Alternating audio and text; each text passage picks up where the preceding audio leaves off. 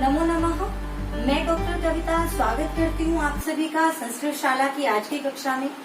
मित्राणि, अद्यतनीयः अस्माकं विषयः वर्ण परिचयः उच्चारण स्थानानि च। हमारा आज का विषय वर्ण परिचय और उच्चारण स्थान। देखिए, कोई भी भाषा, किसी भी भाषा का आरंभ होता है वाक्यों से। वाक्य बनते हैं शब्दों से और शब्द बनते हैं वर्णों से।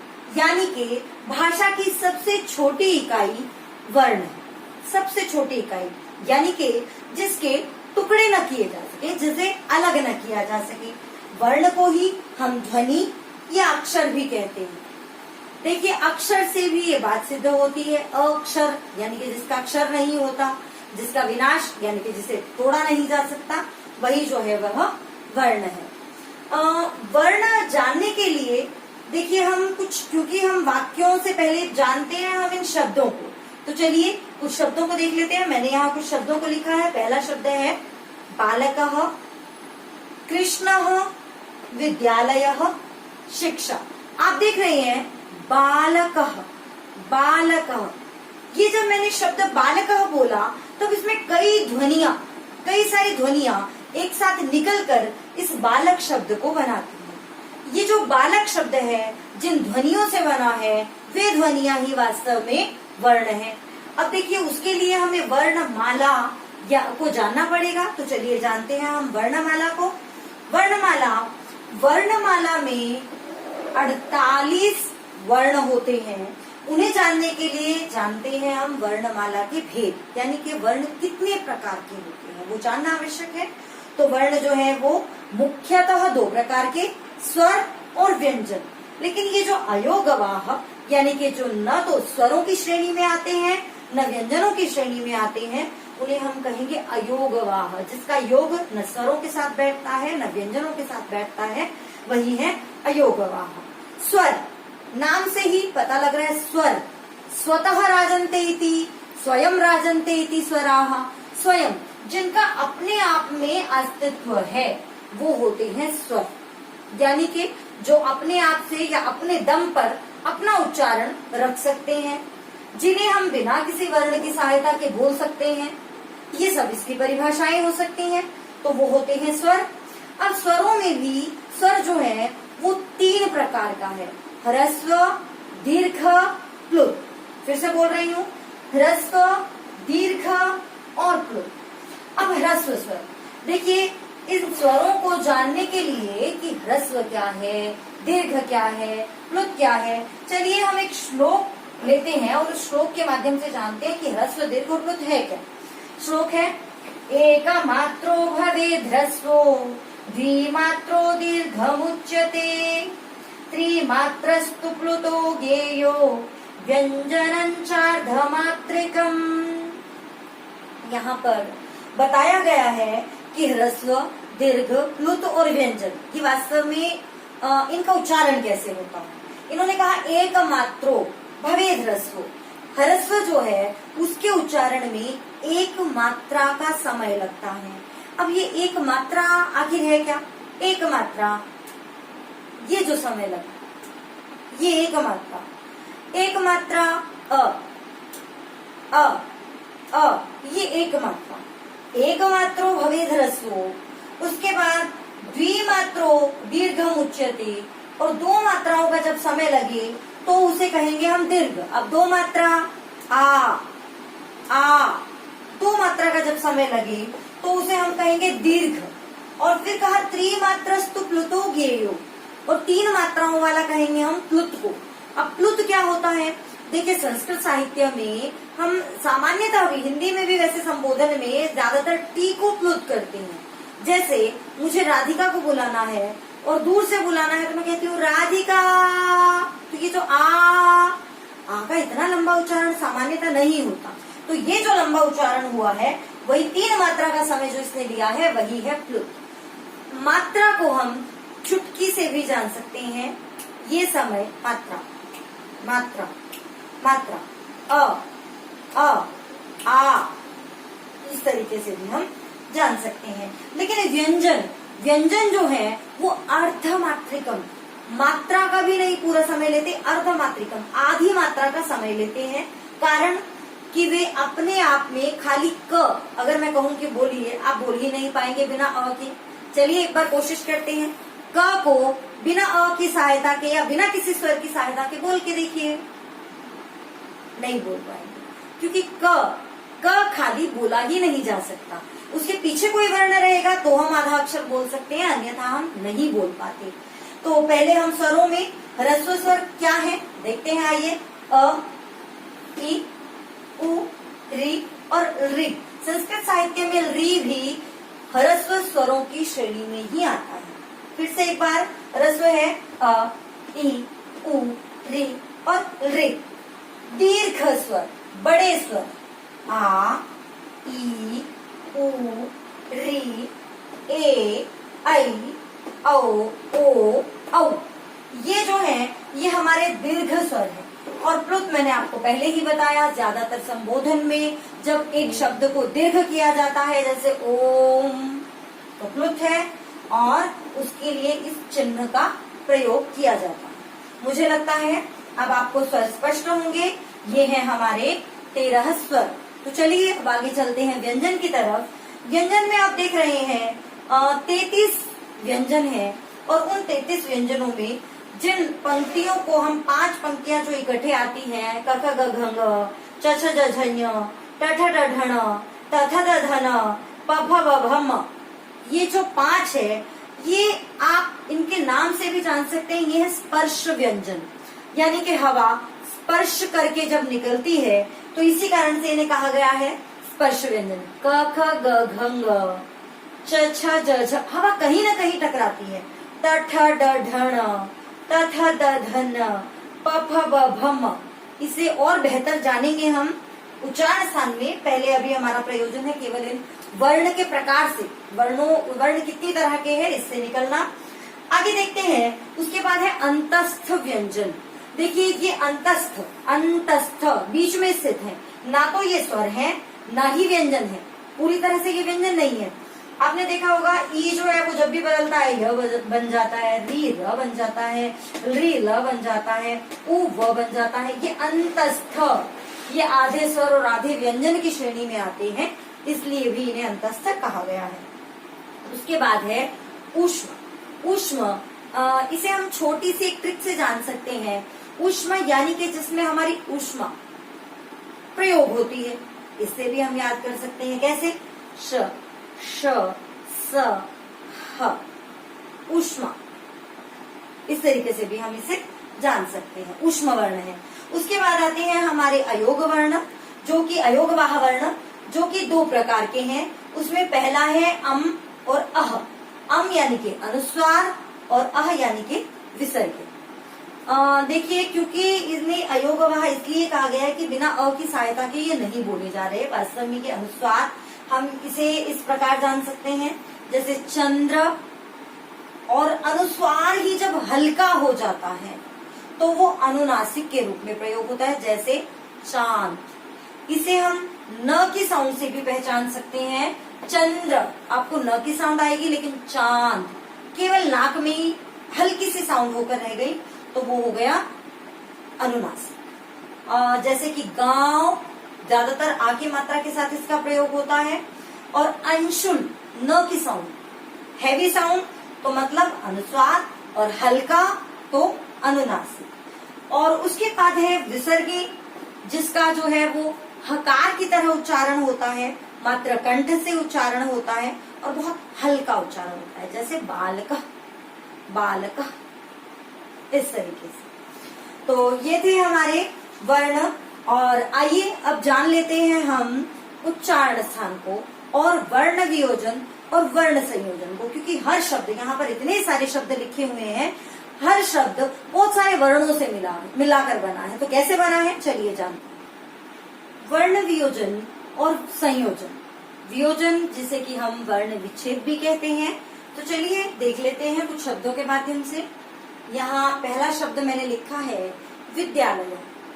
विद्यालय, इस शब्द को अलग अलग करने के लिए इसके हमें टुकड़े करने पड़ेंगे। तो यहाँ देखते हैं वि, द्या, ल, और यह। अब एक एक लेते हैं और उसे अलग अलग करते हैं, एक एक टुकड़े को उठाते हैं और उसे अलग अलग करते हैं। जैसे पहला है वी, तो व ई यानी कि वी। फिर है द्या, यहाँ पर 3 मिले हुए हैं वर्ण, द, य और आ। उसके बाद है ल यानी कि यहाँ मिला हुआ है ल, अ। यहाँ ध्यान देने की बात जो है वो ये है कि अगर आपको कोई मात्रा अगर दिखाई नहीं दे रही है किसी व्यंजन में, तो वहां सीधा सा मतलब जानिए, और वर्ण अगर व्यंजन अगर पूरा दिखाई दे रहा है तो मतलब यहाँ पर अ मिला हुआ है। तो ल में मिला हुआ है अ, ल जमा अ यानी के ल, और फिर है यह यानी कि य और अह। तो ये हो गया हमारा विद्यालय। अब विद्यालय में एक ये संयुक्त वर्ण आया है द्या, तो द्या यानी कि द, य और आ। मैं आपको यहाँ ये लिखा हुआ है, देखिए द, यहाँ पर द और य मिला हुआ है, ये द और ये य, ये इस तरीके से बना है द्य। और कुछ बच्चे द्य, ध और घ इनमें कंफ्यूज होते हैं, इनके उच्चारण में बिल्कुल कंफ्यूज नहीं होना है। विद्यालय में ये द्य है यानी कि ये द और फिर उसके पैर में य, द्य, ठीक है। और ऐसे ये है ध जिसमें ये गोल घूमा हुआ है, और ये है घ का वर्ग का एक चौथा जो अक्षर है। और ऐसे ही अगले संयुक्त वर्ण की तरफ चलते हैं। क्ष, यहाँ पर क्या मिला हुआ है, क जमा श जमा अ। उसके बाद है त्र, त्र में साउंड से आप पहचान सकते हैं, त, त्र, त, र और अ यानी के त्र। फिर है ज्ञ, यहाँ मिला हुआ है, देखिए वैसे हम इसे ज्ञ ऐसा भी उच्चारण करते हैं, हिंदी में तो इसका प्रचलित है अज्ञ उच्चारण। वास्तव में ये बना है ज, य और अ, ज्ञ। उसके बाद है द्य जो कि हम पहले ही कर चुके हैं। इसी तरीके से एक और आता है श्री, यहाँ लिख देते हैं, ये है श्री। यहाँ पर आप देख सकते हैं क्या मिला है, यहाँ पर श है और री, श्री, ये श्री, ठीक है। तो चलिए अब हम देखते हैं अगला शब्द बालक। स्पष्ट है, आप एक एक वर्ण के टुकड़े को, वर्णों को लेते जाइए। यहाँ पर ये वर्ण समूह है बा यानी कि ब, आ, ल, ल, अ और कह यानी कि क और अह, बा, ल, कह। उसके बाद है कृष्ण, क्री, ये हमने वर्ण समूह उठाया क्री। तो क के पैर में ये री दिखाई दे रही है, तो क, री। अब कुछ बच्चे यहाँ गलती करते हैं, वो सोचते हैं कि यहाँ क में अ तो होगा ही, लेकिन नहीं। संस्कृत साहित्य में या कहीं भी ये री तो जो है वो एक स्वर है, ठीक है। तो ये पैर में आ जाएगी क्री, और श क्योंकि ये आधा है तो इसमें कोई भी स्वर मिला हुआ नहीं है, श ये यूं का यूं आ जाएगा। और उसके बाद है अणह यानी कि अण और अह। आगे चलते हैं, प्राचीनम, प्रा, प्रा, प, र, प्र, आ, प, र, आ, ये बन गया हमारा प्रा। फिर है ची, च और उसमें बड़ी ई, ची। फिर है न, न कुछ दिखाई नहीं दे रहा है, मतलब इसमें अ है क्योंकि ये पूरा है न, तो ये बन गया न, अ, न और फिर है म, प्राचीनम। उसके बाद चलते हैं शिक्षा। शिक्षा में यहाँ फिर से कुछ बच्चे गलती करते हैं, वो क्या करते हैं कि आगे जो है वो ई दिखाई दे रही है तो वो पहले ई लिख देते हैं, लेकिन ई बिल्कुल नहीं आएगा। आप बोलकर देखेंगे, साउंड से आपको बिल्कुल क्लियर हो जाएगा क्योंकि हम जैसा बोलते हैं वैसा ही लिखते हैं और जैसा लिखते हैं वैसा ही पढ़ते हैं। तो शी, शी, शी, श की साउंड आ रही है तो हमने श को पहले लिया, फिर ई और छोटी की मात्रा तो आती ही आगे की तरफ से है, शी। और फिर है क्ष, वो जो कि हम वहां अलग कर चुके हैं, क्षा यानी कि क, श, आ, क्षा। आगे चलते हैं, ये हमने वर्ण विच्छेद करना सीखा, अब वर्ण संयोजन, वर्णों को जोड़ना सीखते हैं। तो चलिए चलते हैं। इसके लिए यहाँ पर भी हम यही करेंगे, वर्णों के जोड़े बनाते चलेंगे। उससे क्या होगा कि हमें शब्द बनाना आसान हो जाएगा। जैसे पहला वर्ण का जोड़ा हमने बनाया ग, अ, ये बन गया पूरा ग। फिर च आधा है, आधा च, क्योंकि इसके पीछे कोई स्वर नहीं है इसलिए। फिर है छ आ यानी के छा, ये छा बन गया। फिर म ई यानी के मी। ये इस तरीके से हम जोड़े बनाते चलेंगे और ये हमारा बन जाएगा शब्द गच्छामि। आगे चलते हैं, वर्णों का अगला जोड़ा बनाते हैं। प अ यानी के प पूरा। उसके बाद है त र आ। अब देखिए एक संयुक्त वर्ण आ गया है त्र, त्र, और उसमें भी आ यानी के पत्रा। फिर है ण और ई यानी के णी, ये बन जाएगा हमारा पत्राणी। उसके बाद आगे देखते हैं प र अ। देखिए प र अ, प्र, ये मैं यहीं पर लिख देती हूँ। प प्र, ये हमारा हो गया प्र। फिर उसके बाद है व ए यानी के वे। फिर है श अ यानी के श पूरा। फिर है प अ, फिर से प पूरा, प्रवेश प। फिर है तर अ त्र, प्रवेश पत्र। और फिर से है म, लेकिन ये म हमारा हलंत है यानी कि आधा है, ये बन जाएगा हमारा प्रवेश पत्रम। उसके बाद चलते हैं आगे। देखिए यहाँ है स आधा। क्यों आधा? क्योंकि इसके पीछे कोई स्वर नहीं आया है, तो स आधा हमने लिखा, स आधा। फिर है व अ यानी कि व पूरा। फिर है र आधा, लेकिन र आधा कैसे लिखेंगे, कुछ तो चाहिए। उससे आगे है ण और उसके आगे है अ, यानी कि ण पूरा है और ये र आ गया, इसके ऊपर र को सहारा चाहिए, या तो वो नीचे आएगा या तो वो ऊपर है। उसके बाद है क आ यानी के का, और उसके बाद है र अह यानी के रह, ये हमारा बन गया स्वर्णकारः।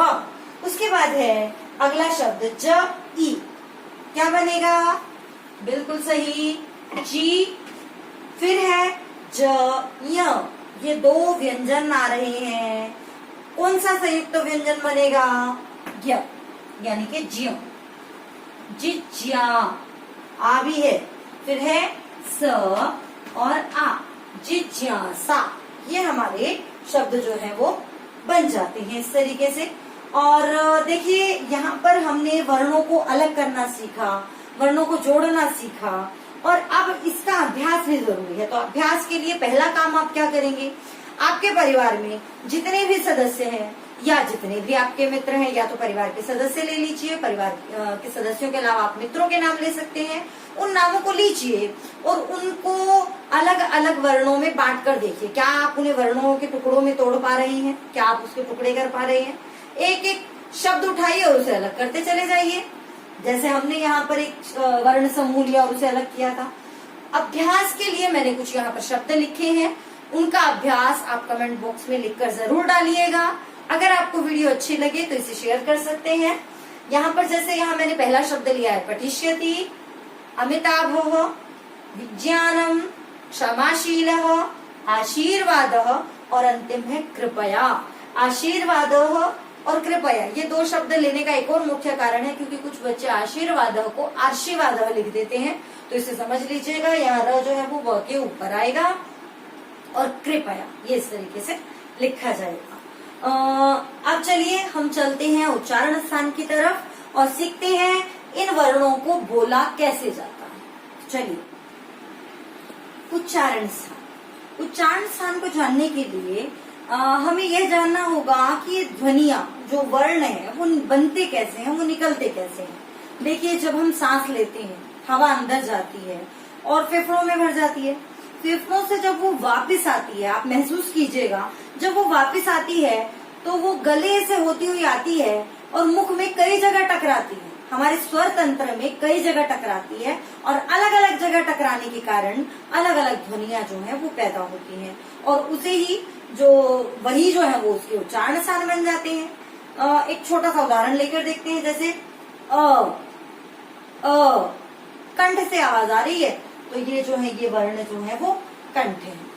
तो चलिए अब हम देखते हैं, और ये क्रम में आगे बढ़ती है, उससे पहले वो भी जान लेना जरूरी है। हवा जो है ये कंठ से होती हुई आती है, कंठ्य, और उसके बाद वो तालव्य जो ऊपर वाला हमारा हिस्सा है, और उसके बाद मूर्धा, ये दांतों के बिल्कुल पीछे वाली जो हड्डी, दांतों के पीछे वाला जो हिस्सा है, सख्त हिस्सा जो है वो मूर्धा है। और फिर ये दंत्य, और फिर ये ओष्ठ। एक क्रम से वायु जो आती है उसी क्रम से ये जो वर्णमाला के उच्चारण स्थान है वो रखे गए हैं। इससे हमें समझने में और आसानी होगी। तो चलिए करते हैं। यहाँ पर एक सूत्र आप देख रहे हैं कि सूत्रों के माध्यम से बताया गया है। सूत्रों के माध्यम से याद करना अधिक सरल रहता है, और ये पाणिनीय व्याकरण के हिसाब से ये सूत्र हैं। इन्हें थोड़ा छोटा और हम करने की कोशिश करेंगे। अकूह विसर्जनीया नाम कंठ। ये सूत्र कहता है कि अ यानी कि अ और आ दोनों, कु यानी कि कवर्ग, क ख ग घ, और उसके अलावा जो ग पांचवा अक्षर है उसके लिए कोई और व्यवस्था है, उसे हमने यहाँ छोड़ दिया है। कु यानी कि कवर्ग, ह, और विसर्जनीय नाम, विसर्जनीय नाम मतलब इन सब का, साथ में विसर्ग का, विसर्ग वो दो जो बिंदु हैं ये, इनका उच्चारण स्थान जो है वो है कंठ। फिर से देख लेते हैं। अ यानी कि आ, कु यानी कि ये कवर्ग हो गया हमारा, फिर है ह आ गया, विसर्ग, ये विसर्गे आ गई, और इनका उच्चारण स्थान है कंठ। आप इसको अकूह कंठ भी कर सकते हो।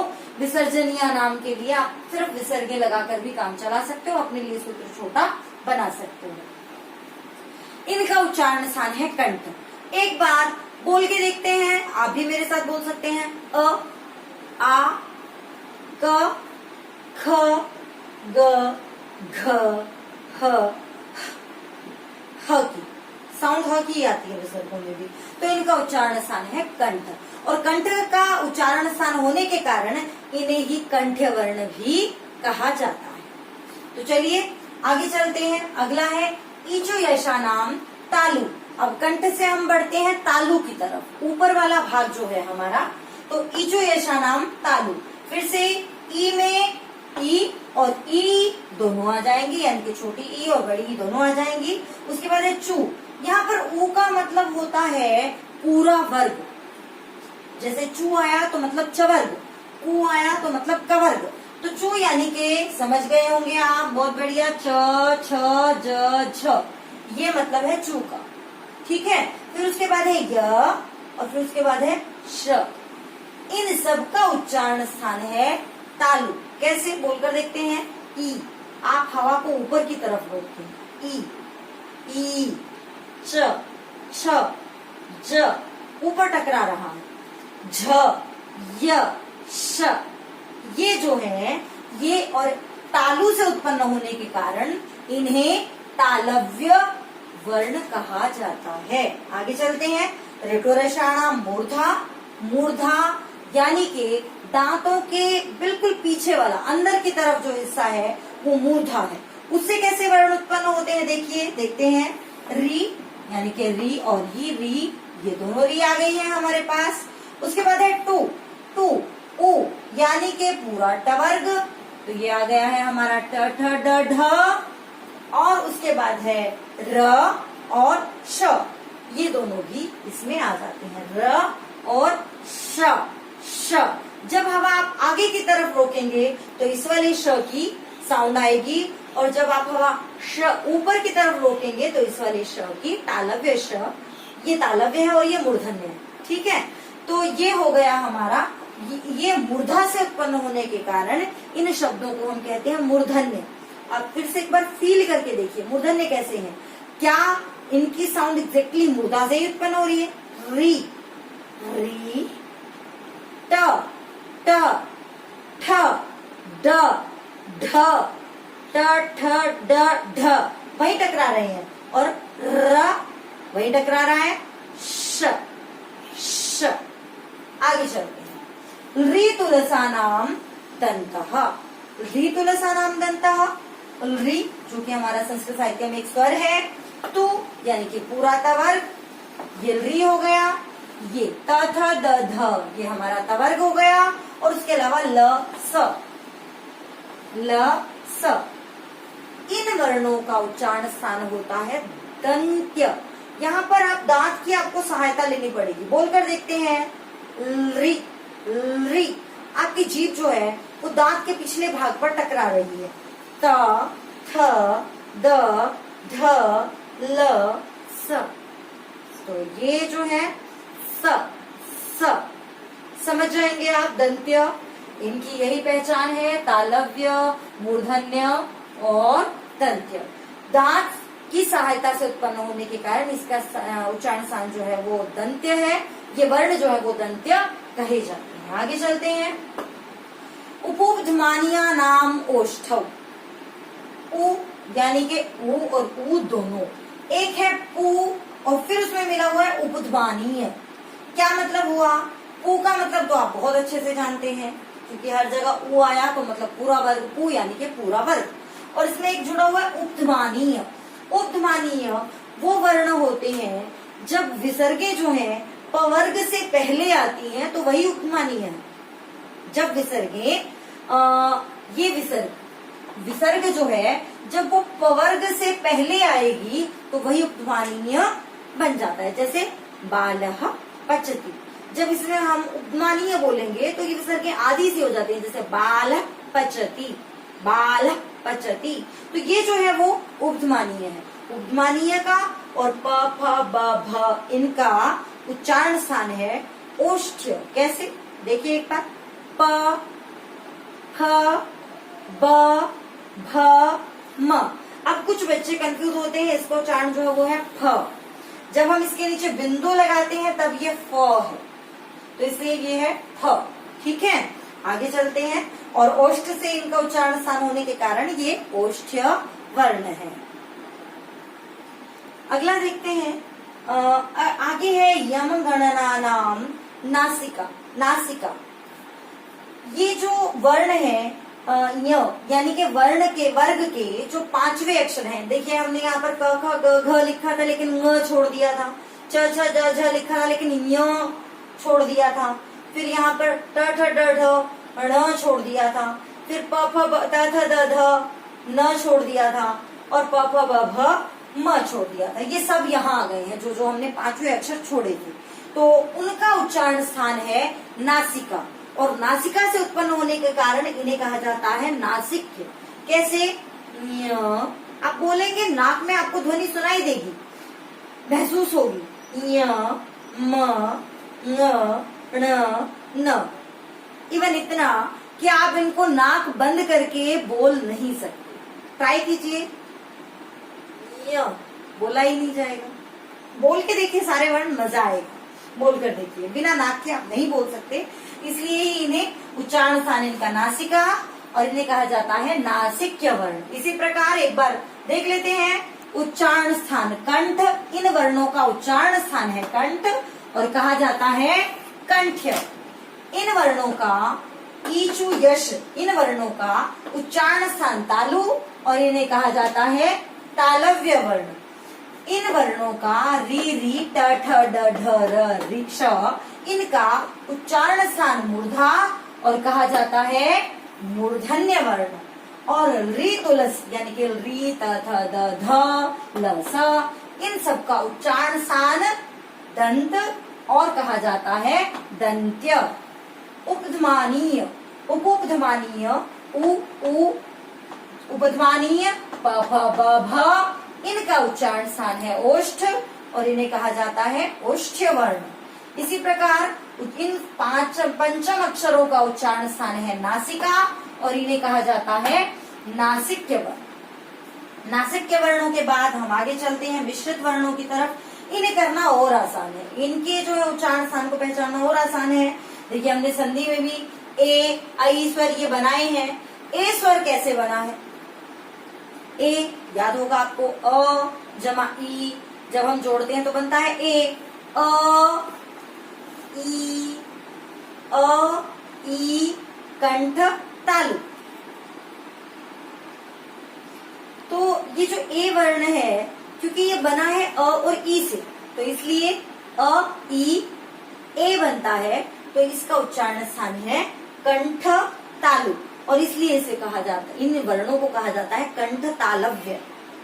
आगे चलते हैं, ओ दो तो हो, यानी कि ओ और औ, ओ औ, ओ देखिए कंठ, ओ ओष्ठ, कंठोष्ठ। और वैसे भी ये अ और उ से मिलकर बना है तो इसलिए है कंठोष्ठ्य। इन वर्णों को कहा जाता है कंठोष्ठ्य। और इनका उच्चारण स्थान ओ, ओ कंठ ओष्ठ, ए कंठ तालु, वकारस्य दंतोष्ठम। और व बोलिए आप, दंत ओष्ठ, व दंत ओष्ठ, दांत और होठ, तो इसे कहा जाएगा दंतोष्ठ्य वर्ण। उसके बाद चलते हैं नासिका। अनुस्वार, जो बिंदु एक हम प्रयोग करते हैं जिसे हम अनुस्वार कहते हैं, इस रूप में आता है। अनुस्वार का उच्चारण स्थान जो है वो है नासिका, और इन्हें ही कहा जाता है नासिक्य वर्ण। नासिक्य वर्ण, इसमें एक और शामिल हो गया है अनुस्वार। तो ये आज हमने उच्चारण स्थान को जाना, बड़ा ही मजेदार है। अगर आप इन्हें बोलकर देखते हैं, बोलकर देखेंगे तो कभी याद रखने की जरूरत नहीं पड़ेगी। क, प, ई, च, ट, र, श, स, व। मुझे लगता है मेरे बोलने से आपको स्पष्ट हो रहा होगा, एकदम से क्लिक करना चाहिए दिमाग में कि इसका उच्चारण स्थान क्या है। और ये उच्चारण स्थान इतना वैज्ञानिक है, इतना मनोवैज्ञानिक तरीके से है कि इसकी सहायता से यदि किसी को बोलने में दिक्कत आती है, किसी को हकलाने की, तुतलाने की समस्या है, तो आप इस तरीके से अगर उन्हें प्रैक्टिस करवाते हैं तो मुझे लगता है उनके लिए सहायक होगा। अगर वो उच्चारण स्थान जानकर उसकी प्रैक्टिस, इन वर्णों की प्रैक्टिस करेंगे तो उनके लिए आसान रहता है। तो चलिए, अब यहाँ पर जो है आपके लिए एक काम भी दिया गया है। यहाँ पर कुछ वर्ण आप देख रहे हैं लिखे हुए, मैंने अभी कुछ वर्णों को बोल के बताया था, वैसे ही कुछ वर्ण यहाँ पर लिखे हुए हैं। आप स्क्रीनशॉट ले सकते हैं, उससे आपके लिए होमवर्क में आसानी रहेगी। ये अभ्यास कार्य है आपके लिए। आपको इन वर्णों का उच्चारण स्थान भी लिखना है और इनमें से छांटना है कंठ्य वर्णों को अलग, मूर्धन्य वर्णों को अलग और दंत्य वर्णों को अलग। 3 कॉलम बनाने हैं, तीनों कॉलम में अलग अलग वर्णों को लिखना है और उच्चारण स्थान इनका सभी वर्णों का लिखना है। मैं इनको वर्णों को पढ़ रही हूँ, ठीक है। ठ, च, प, ख, ल, ण, ऐ, व, य, र, ई, स, ध और ह।